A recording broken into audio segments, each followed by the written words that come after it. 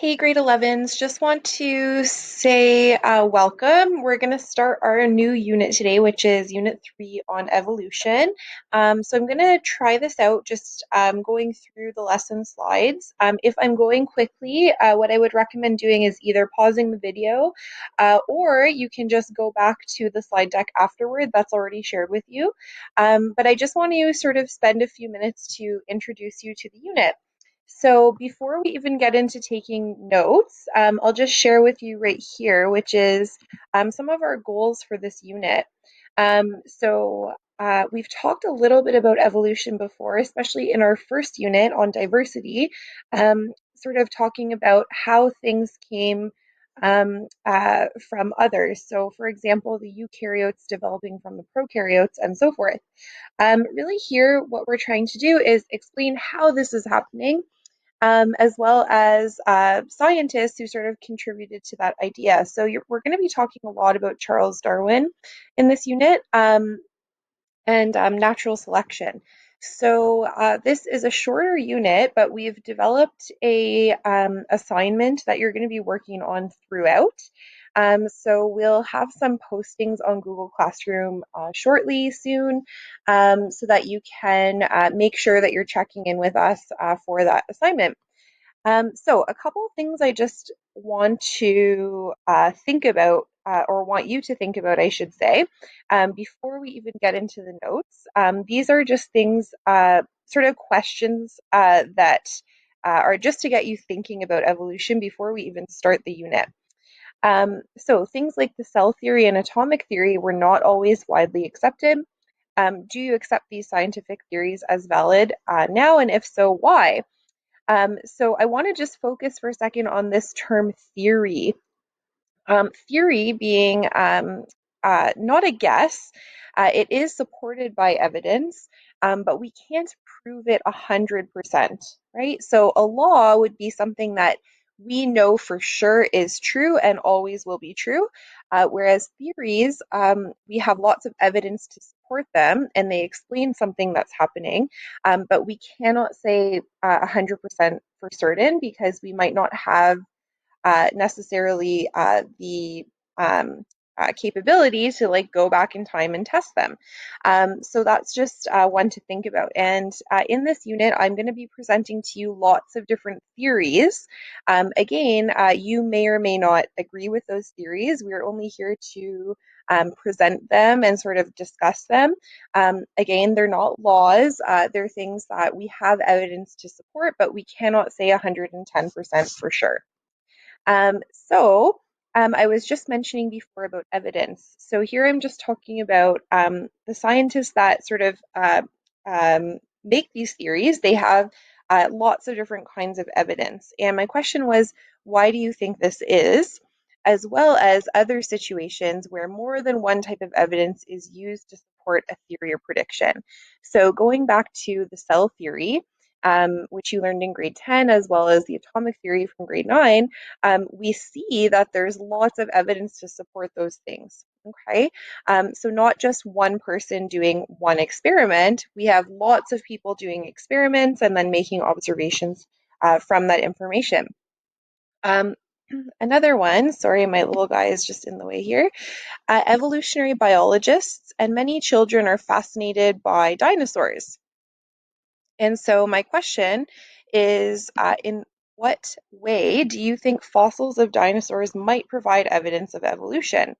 And what I'm talking about there is change over time. So we know that those fossils are really, really old, and we can see that they're unlike anything on Earth today, but we do see some small similarities. And so evolution and the theories of evolution is basically trying to figure out how did we get from earlier organisms to modern day organisms or organisms that we see today.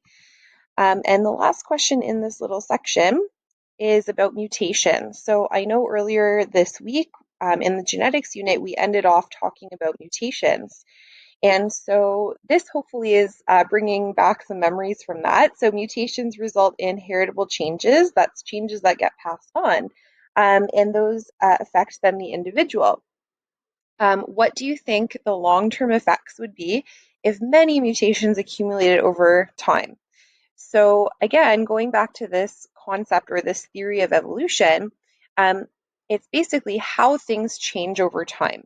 Okay, if you were to look at the DNA of bacteria or archaea or anything like that, you're going to find that actually the four same bases that make our DNA are also the four bases that make their DNA. So if you remember earlier on in the genetics unit, we talked about A, C, T, and G, those four bases. So everywhere in the kingdom of life, we see those four bases being repeated. So that's something to keep in mind. And so, again, thinking about this question, if we have lots of mutations accumulating or staying in the population, that means that the phenotype of that individual will be different, right? So if you compare us to, I was saying before, RK, we are very, very, very different, but we do have some similarities there as well. So from this point on, it's basically getting into the notes. There's a few slides I'm going to spend a bit more time explaining. Most of them are actually just slides that you need to write something down.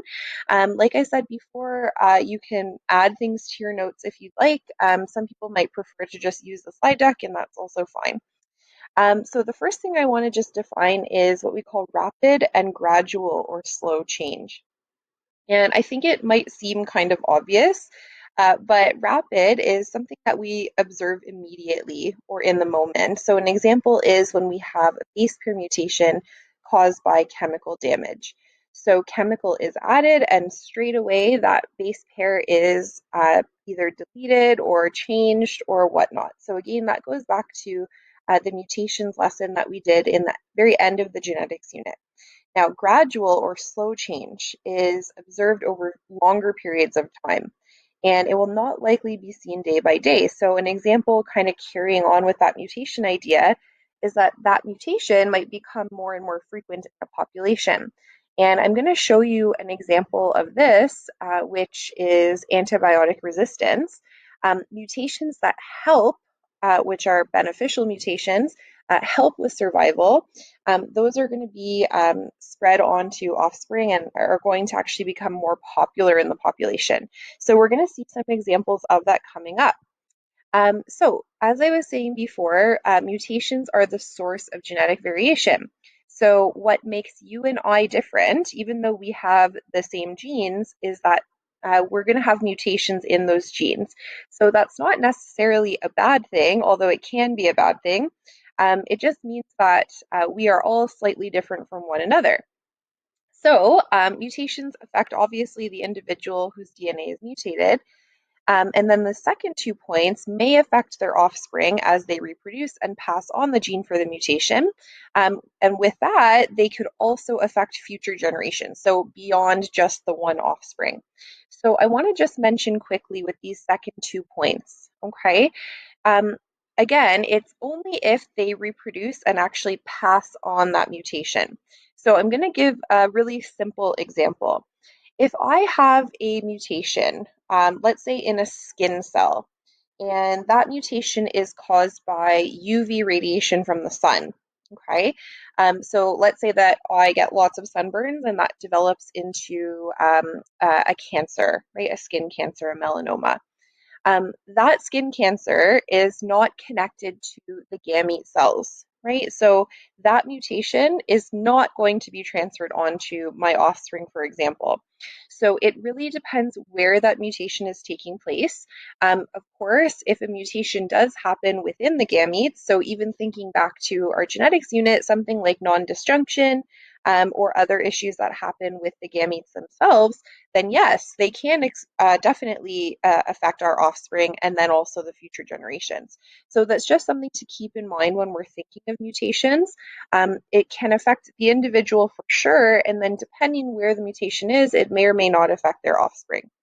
So now on to the types of mutations. Some could be a neutral mutation, so a change that has no immediate effect, it causes no benefit or no harm.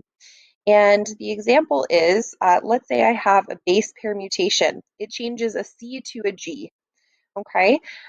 So a substitution. This may still produce the same final protein and therefore have no effect. So what that means essentially is if that's the case, for example, and we'll learn more about this in grade 12, if the final protein is the exact same, then really I have nothing to worry about. So in other words, I'm not even going to notice that mutation. So it's not going to have any effect on me. Um, the second one are harmful, and I think this is the one that we sort of assume more often. We always think that harmful means, or mutations mean that it has to be harmful. But when we're talking about evolution, these are mutations that reduce reproductive success. And I've just defined that really briefly here. That's a term we're going to come back to a lot in this unit. But reproductive success is ability of the individual to survive and reproduce. So I'll give you a couple examples here. But just to mention that harmful mutations don't usually accumulate.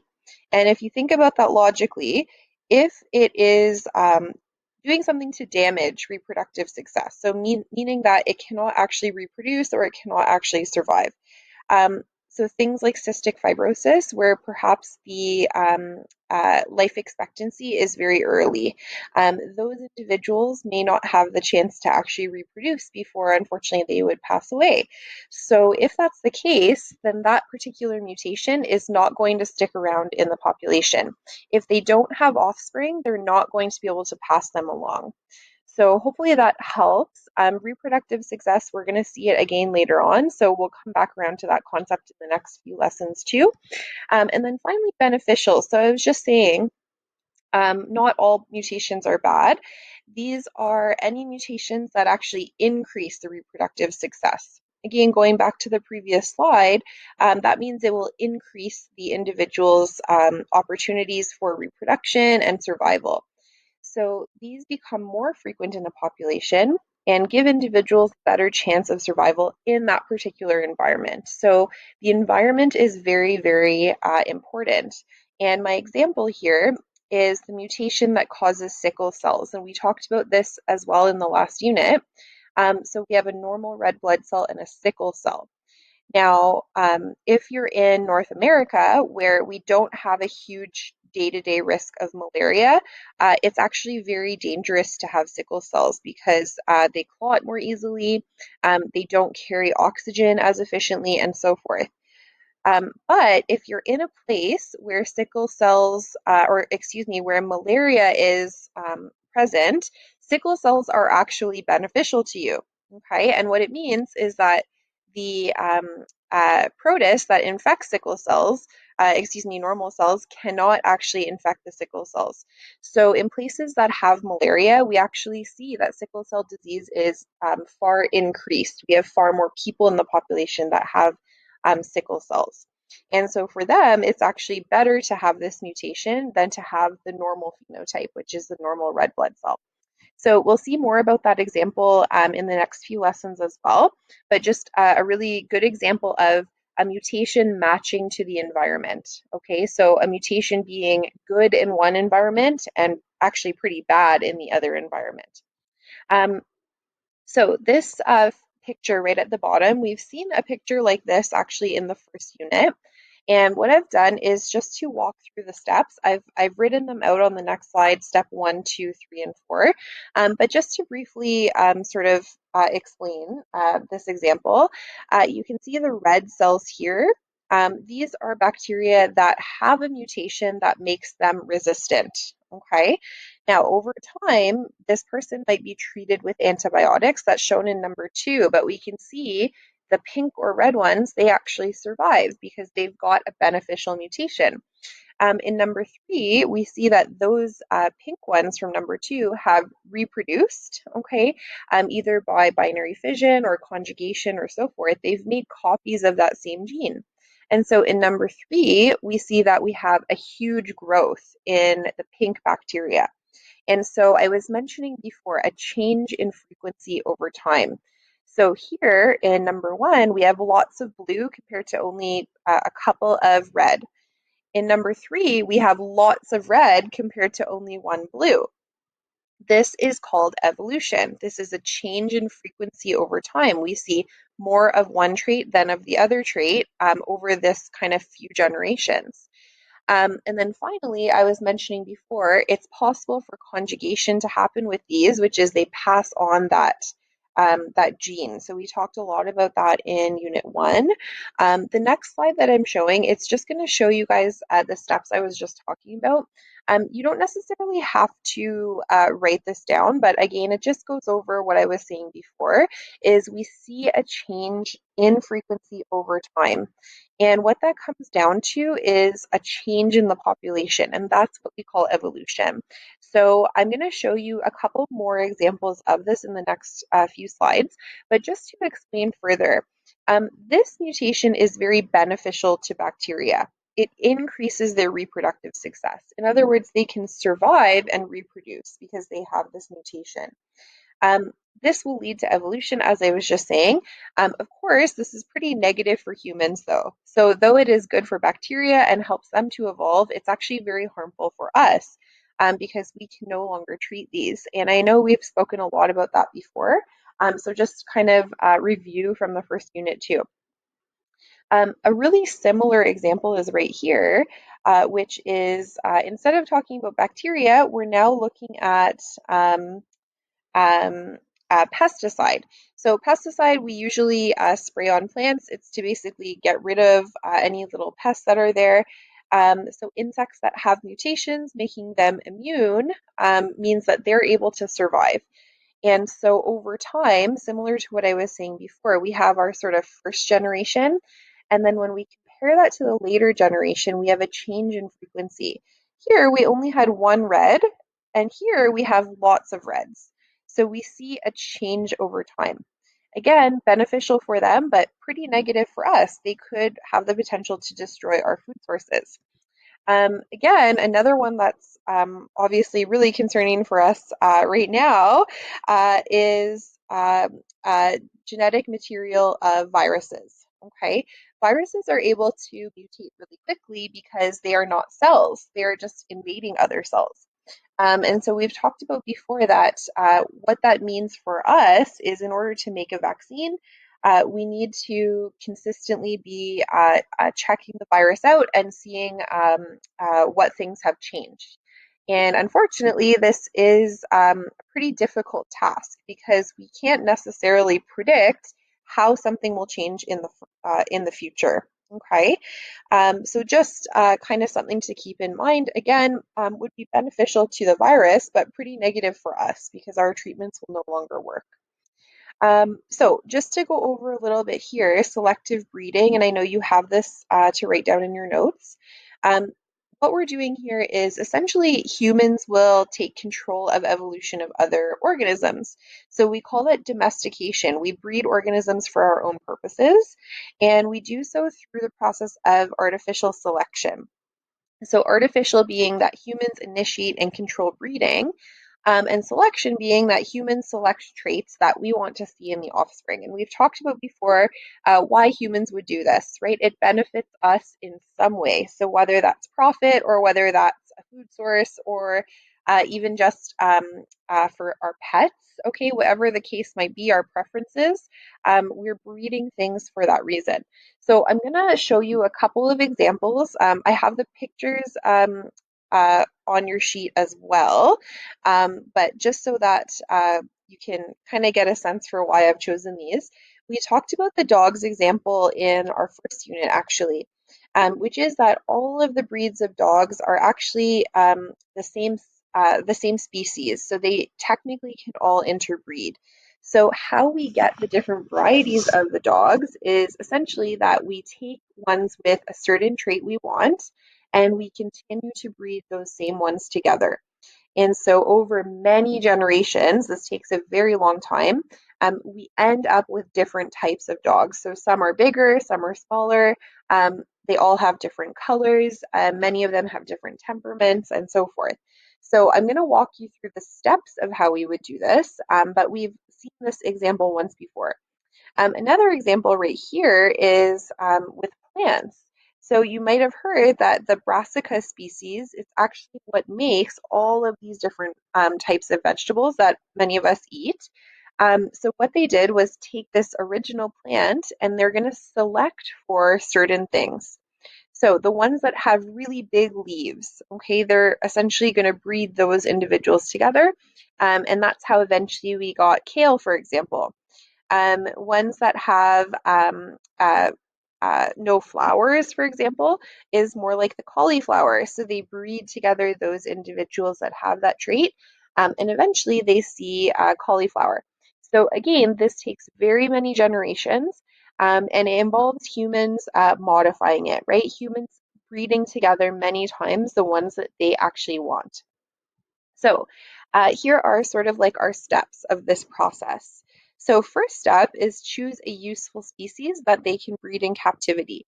So for example, my brassica plant, that can be really easily modified. And we talked about from um, uh, Gregor Mendel when he was taking his basically little paintbrush and he was putting pollen with different flowers. So we know that it would be an easy thing to do.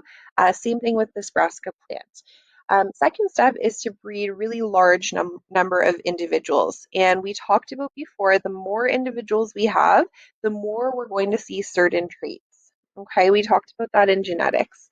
Then I'm going to choose a trait that I want to select for. So is it that I want really large leaves, for example? Okay, and with that, I'm going to then choose the individuals who have that. So let's say I find, I don't know, 100 plants that all have really big leaves. Okay. I'm going to take those plants in step 5 and breed them together with one another. We know from genetics that if the parents have really big, broad leaves, the offspring are probably going to have broad leaves as well. And so we continue that process many, many, many times for many generations. So I mentioned here, this is a long process. That sort of depends on what it is that you're breeding. So if you were trying to do this with dogs, for example, there is a very long gestational period. We can't just do it one after the next because we have to wait for the dogs to mature and so forth. If we're doing this with plants, though, it's much easier because we can basically breed them whenever we want, right? They don't have to wait for a certain maturity in order to be bred. So just something to keep in mind as well. Now, I'm just going to mention really quickly this process of artificial selection and breeding. This is sort of like the old-fashioned way of doing things, which people have been doing for thousands of years. Um, but we know from our genetics unit that actually now people are able to modify genes. So that's sort of like an extension of this, which is way, way faster because we don't have to wait for these individuals to come to maturity to breed them.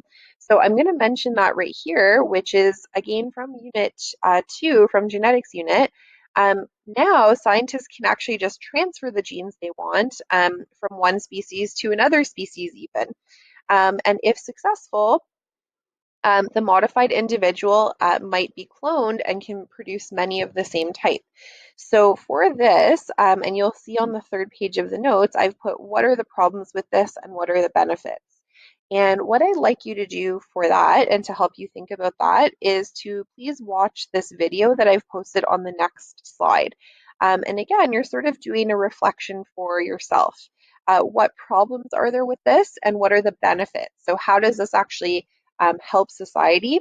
The problems you can also think of is how is this potentially harmful to the environment or harmful to the organism?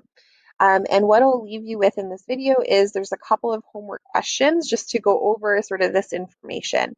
So all the information you need should be within your Google Doc there.